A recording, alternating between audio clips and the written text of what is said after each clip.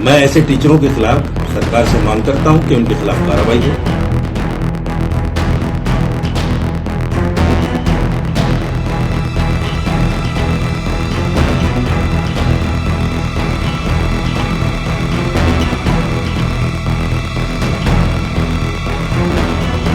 तो बच्चे उसकी पुरजोर मुखालफत करें। ये जो तस्वीरें आपने अभी देखी हैं, वो विपक्ष के दोगलेपन की गवाही दे रही हैं। विपक्ष के चेहरे से झूठ और फरेब का पर्दाफाश कर रही हैं। इन तस्वीरों से आप अंदाजा लगा सकते हैं कि विपक्ष की तमाम पार्टियों के खाने के दांत अलग और दिखाने के दांत अलग है। ये सिर्फ सत्ता तक पहुंचने के लिए गरीबों और दलितों के मसीहा बनते हैं, लेकिन जब अपने ही नेताओं पर कार्रवाई करने की बात आती है तो ये ऐसे खामोश हो जाते हैं जैसे इनके मुंह में दही जम गई है। तो कैसे यूपी के बरेली में एक बुजुर्ग महिला को सपा के समर्थक और नेता ने अपना निशाना बनाया, और क्यों खामोश है सपा प्रमुख अखिलेश यादव? क्या अब दलितों का दर्द इन्हें दिखाई नहीं दे रहा है? क्या है पूरा मामला, ये हम आपको अपनी इस स्पेशल स्टोरी में विस्तार से बताएंगे। नमस्कार, आप देख रहे हैं कैपिटल टीवी की स्पेशल स्टोरी। आपके साथ मैं हूं परवीन शेख। बुजुर्ग महिला को रॉड से पीट पीट कर डाला अधमरा। जादू टोना करने वाले मौलवी ने दी धमकी। पुलिस में शिकायत पर महिला का जबड़ा तोड़ डाला। सपा नेता और समर्थक की गुंडागर्दी। उत्तर प्रदेश के बरेली जनपद से एक सनसनीखेज खबर सामने आई। इस खबर ने अखिलेश के चेहरे से वो नकाब हटा दिया जिसमें वो खुद को दलितों का मसीहा बताते रहे हैं। दरअसल एक व्यापारी की बुजुर्ग मां को कट्टरपंथी मौलाना ने निशाना बनाया। महिला ने पुलिस में अपने पड़ोसी के खिलाफ जादू टोना और तंत्र मंत्र के मामले में शिकायत दर्ज करवाई थी। इसी वजह से आरोपी अली मोहम्मद बौखलाया हुआ था और उसने महिला और उसके पूरे परिवार को भी धमकी दी थी। हाल ही में अली मोहम्मद ने अंकित की मां मीना गुप्ता पर जानलेवा हमला कर दिया। मीडिया रिपोर्ट्स के मुताबिक अली मोहम्मद ने लोहे की रोड से अंकित की मां मीना गुप्ता पर हमला किया, जिसके कारण उनके दांत टूट गए।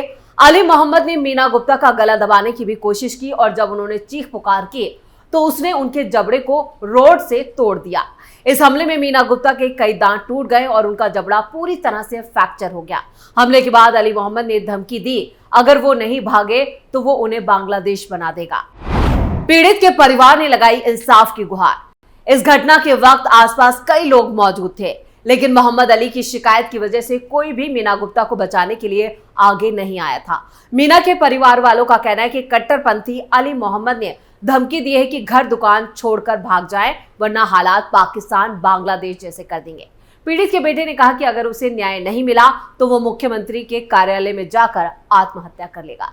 वहीं आरोप है कि पुलिस पैसे लेकर आरोपी अली मोहम्मद को उसने छोड़ दिया था और पीड़ित का यह भी आरोप है कि वो अब डरा हुआ है, उसे बार बार धमकी दी जा रही है। बेटे ने यहां तक कहा कि आरोपी जब से छूटा है उसके बाद से वो खुलेआम घूम रहा है और धमकियां दे रहा है। अब जो खबर आ रही है उसके मुताबिक पुलिस ने आरोपी को गिरफ्तार तो कर लिया है, और जिस वक्त अली मोहम्मद ने मीना गुप्ता पर हमला किया उस वक्त कॉलोनी के दूसरे लोग भी वहां मौजूद थे, लेकिन किसी ने उनकी मदद नहीं की। हाल ही में मीना गुप्ता ने मोहम्मद के खिलाफ जादू टोना को लेकर शिकायत दी थी, लेकिन पुलिस ने कार्रवाई न करते हुए दोनों पक्षों को समझा दिया था। कार्रवाई न होने से अली मोहम्मद के हौसले बढ़ गए थे। 13 अगस्त को उसने मीना गुप्ता को अकेले दुकान पर बैठे देखा तो लोहे के रोड से हमला कर दिया। इसके साथ ही उसने बुजुर्ग का गला दबाने की भी कोशिश की।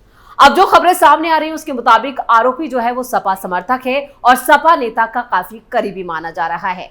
वहीं सोशल मीडिया पर भी आरोपी का कनेक्शन सपा प्रमुख अखिलेश यादव से भी बताया जा रहा है, लेकिन कैपिटल टीवी इसकी पुष्टि नहीं करता।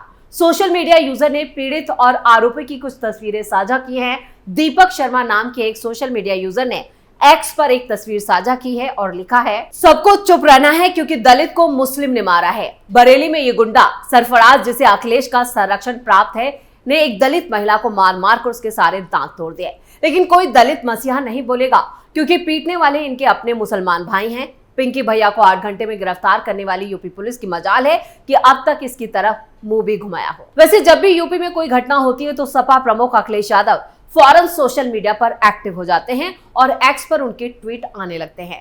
अखिलेश के अलावा बीएसपी प्रमुख मायावती भी ट्वीट करने से पीछे नहीं रहती हैं, लेकिन अब एक बार फिर दलित बेटी के साथ मारपीट हुई है, लेकिन अखिलेश और मायावती खामोश है। आज अखिलेश क्यों नहीं ट्वीट कर रहे हैं? क्योंकि क्राइम यानी मारपीट करने वाला एक मुस्लिम शख्स है। स्वतंत्रता दिवस के मौके पर भी खुद अखिलेश यादव ने महिलाओं के साथ हुई घटनाओं को लेकर मोदी सरकार और बीजेपी को घेरा था। उन्होंने एक लंबा चौड़ा ट्वीट भी किया था जिसमें अखिलेश यादव महिलाओं के सम्मान की बात कर रहे हैं, उनकी सुरक्षा की बात कर रहे हैं। वहीं नोएडा में एक महिला के साथ हुए दुष्कर्म का भी जिक्र कर रहे हैं। उनके इस ट्वीट में सिर्फ खाना पूर्ति है, क्योंकि जब एक्शन खुद के नेताओं के खिलाफ लेना होता है तो सन्नाटा छा जाता है। महिलाओं को लेकर बड़ी बड़ी बातें करना आसान होता है, लेकिन उन्हें इंसाफ दिलाने के नाम पर उनके हाथ खुद बन जाते हैं, क्योंकि बात जब अपने नेताओं की आती है तो सिर्फ राजनीति होती है।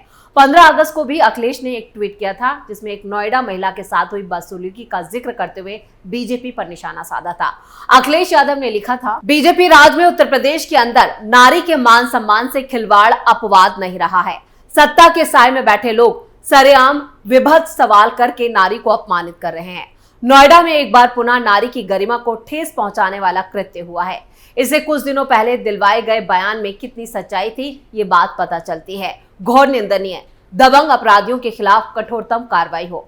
हैशटैग नहीं चाहिए भाजपा। अक्सर अखिलेश यादव यूपी की योगी सरकार पर हमलावर रहते हैं, बीजेपी पर निशाना साधते हैं। जब से लोकसभा चुनाव 2024 में सपा को 37 सीटें मिली हैं, उसके बाद से ही अखिलेश यादव बीजेपी पर लगातार निशाना साध रहे हैं। उनके हौसले बुलंद हैं और सपा नेताओं के भी, उनके समर्थकों के भी, जबकि वो खुद के नेताओं के गुनाहों को नहीं देख रहे हैं। अपने नेताओं की गुंडाई पर भी सपा प्रमुख खामोश हैं। अयोध्या कांड कौन भूल सकता है। इधर बरेली में दलित महिला के साथ हुई इस घटना के बाद से कांग्रेस ने भी चुप्पी साध रखी है, क्योंकि इस घटना से इनका वोट बैंक जो प्रभावित हो सकता है। राहुल गांधी जो दलितों को लेकर अक्सर बीजेपी को अनाप शनाप बोलते रहते हैं, लेकिन अब इस घटना पर खामोश। अभी हाल ही में इत्तेहादे मिल्लत काउंसिलिंग के मुखिया कट्टरपंथी मौलाना तौकीर रजा खान ने फिर संवेदनशील बरेली का माहौल खराब करने की भी कोशिश की थी। कांवड़ यात्रा के दौरान पिछले साल बरेली में ही सांप्रदायिक विवाद हो चुका था। उसके बावजूद सावन में इस बार यात्रा से ठीक पहले मौलाना तौकीर ने शहर में हिंदू बेटियों का सामूहिक कन्वर्जन कराए जाने का ऐलान किया था और इससे बरेली में विवाद के हालात बन गए थे। हिंदूवादी संगठन लामबंद होकर मौलाना पर कार्रवाई और उनके प्रस्तावित कार्यक्रम को रोके जाने की भी मांग की गई थी। विवादित छवि के मौलाना तौकीर 2010 में बरेली शहर के अंदर हुए दंगों के मास्टरमाइंड भी हैं और कोर्ट उनके खिलाफ इस मामले में सख्त रुख दिखा चुकी है। कट्टरपंथी मौलाना फिर बरेली में ऐसा कुछ करने जा रहे थे जिससे शहर के शांत माहौल को ग्रहण लग सकता था। मौलाना तौकीर ने मीडिया कॉन्फ्रेंस बुलाकर घोषणा कर दी थी कि 21 जुलाई को वो बरेली में सामूहिक कन्वर्जन का कार्यक्रम कराएंगे। प्रस्तावित कार्यक्रम में 5 हिंदू लड़के और लड़कियों को मुस्लिम रीति रिवाज से कलमा पढ़वाकर, नमाज पढ़वाकर इस्लाम कबूल करवाने का पूरा कार्यक्रम था और उन्हें मुसलमान बनाया जाता। जोड़ों का निकाह भी करवाया जाता। तौकीर रजा ने यह भी कहा कि निर्धारित तारीख को सुबह 11 बजे से बरेली शहर के खलील स्कूल में यह कार्यक्रम होगा। मौलाना की पार्टी आईएमसी की तरफ से भी कार्यक्रम के लिए प्रशासन से लिखित अनुमति मांगी गई थी। हिंदू लड़कियों के सामूहिक कन्वर्जन की घोषणा का जैसे ही पता चला, यहाँ पर हिंदू संगठनों को बरेली में विहिप, बजरंग दल, हिंदू जागरण मंच सहित तमाम हिंदू संगठन गुस्से में आ गए थे। हिंदूवादी संगठनों ने मौलाना के खिलाफ कानूनी कार्रवाई के साथ बरेली प्रशासन से फौरन रोक लगाए जाने की मांग की थी। हिंदू जागरण मंच के जिला अध्यक्ष अरुण फौजी ने कहा था कि मौलाना तौकीर लव जिहाद को बढ़ावा देता है। सामूहिक कन्वर्जन का कार्यक्रम किसी सूरत में बर्दाश्त नहीं होगा। प्रशासन ने अगर मौलाना के कार्यक्रम पर फौरन रोक नहीं लगाई तो उनके खिलाफ कार्रवाई नहीं की तो हिंदू समाज सड़कों पर उतरकर आंदोलन करेगा। मौलाना के प्रस्तावित कार्यक्रम को लेकर बरेली प्रशासन भी अलर्ट हो गया था और उन्हें इसकी इजाजत नहीं दी गई। कहा जा रहा है कांवड़ यात्रा से पहले इस तरह के विवादित कार्यक्रम होने से संवेदनशील शहर जो है बरेली, उसका माहौल बिगड़ सकता था, जिसे बाद में इस कार्यक्रम को रद्द कर दिया गया। वैसे सोशल मीडिया पर एक और कट्टरपंथी मौलाना का वीडियो वायरल हो रहा है जिसमें वो मुसलमान बच्चों को भारत माता की जय बोलने पर रोकने की बात कर रहा है, जिसको लेकर सोशल मीडिया यूजर जिगर जोशी ने एक वीडियो साझा किया है और लिखा है, ये कोई पाकिस्तान का मौलाना नहीं है बल्कि ये भारत का मौलाना है। All India Muslim personal law board से जुड़ा हुआ है। ये कह रहा है, आज जब मैं तुर्कमान गेट से निकला तब एक सरकारी स्कूल के बच्चों का जुलूस निकल रहा था जिसमें मुस्लिम बच्चे भारत माता की जय के नारे लगा रहे थे और ये कह रहा था कि मुसलमान बच्चों से भारत माता की जय के नारे क्यों लगवाए जा रहे हैं। और ये फिर मुस्लिम बच्चों के माँ बाप को भड़काते हुए कह रहा है कि आप किसी भी 15 अगस्त या 26 जनवरी के इवेंट में अपने बच्चों को मत भेजिए क्योंकि उसमें भारत माता की जय के नारे लगाए जाते हैं। सोचिए, ये इस देश का खाता है और इस देश में रहता है, लेकिन इन्हें ये देश प्यारा नहीं है। इन्हें इस देश के जयकारे के नारे सुनना गवारा नहीं है। ये तो वो कुछ सोशल मीडिया यूजर्स हैं जिन्होंने कुछ वीडियो निकाल के सामने डाले।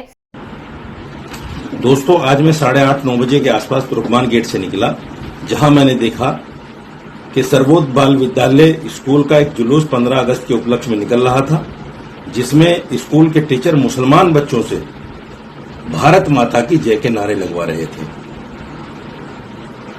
ये संगी जहन के टीचर हैं जो मुसलमान बच्चों के जहन में उनकी आस्था के खिलाफ अपनी आस्था को घुसाने की कोशिश कर रहे हैं।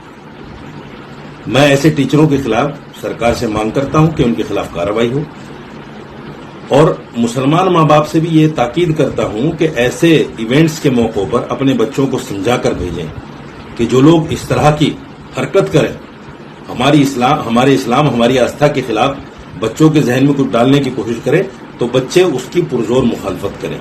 तो ये इस तरह के जो कट्टरपंथी मौलाना है वो अक्सर इस तरह के विवादित बयान देते हैं जब समाज में जहर फैलता है, नफरत फैलती है और दो समुदायों के बीच यहाँ पर जो दूरियां हैं वो बढ़ती हैं। लेकिन जब इन पर लगाम लगेगी और इनके खिलाफ सख्त एक्शन होगा तो जरूर इस तरह के विवादित बयानों पर भी रोक लगेगी और समाज में एक सौहार्द और एक प्यार का जो संदेश है वो जाएगा। लेकिन फिलहाल यहाँ पर जिस तरह से विपक्ष ने एक दलित महिला के साथ हुई मारपीट के मामले में खामोशी अख्तियार कर रखी है, वो कई सवाल खड़े करती है। क्या सिर्फ इनको राजनीतिक रोटियां सेकनी है और सिर्फ सत्ता तक पहुंचने के लिए ये इस तरह की राजनीति करते हैं? ये भी एक बड़ा सवाल है। स्पेशल स्टोरी में इतना ही। वीडियो की खबर कैसी लगी कमेंट करके अपनी राय जरूर दें। वीडियो को लाइक करें, शेयर करें और कैपिटल टीवी को सब्सक्राइब जरूर करें।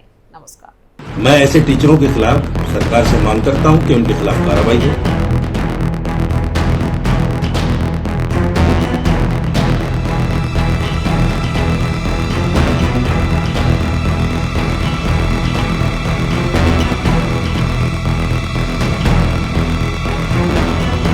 तो बच्चे उसकी पुरजोर मुखालफत करें।